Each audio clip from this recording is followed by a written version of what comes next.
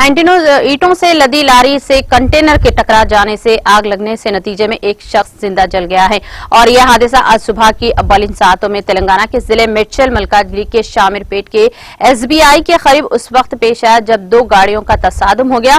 इस तसादुम के साथ ही आग लग गई। लारी ड्राइवर जो शदीद हादसे के सबब गाड़ी में ही फंस गया था, जिंदा जलकर हलाक हो गया। इस वाकये में दोनों गाड़ियां जलकर खाकसार हो गई। इत्तला मिलते ही पुलिस वहां पहुंची, जिसने फायर ब्रिगेड के एहलकारों को इस सिलसिले में चौकस किया, जिसके बाद फायर ब्रिगेड्स के एहलकार वहां पहुंचे और आग पर काबू पा लिया। पुलिस ने इस सड़क पर भारी क्रेन को भी तैनात करते हुए इस रूट को ट्रैफिक के लिए बहाल कर दिया। पुलिस ने इस सिलसिले में एक मामला दर्ज कर लिया।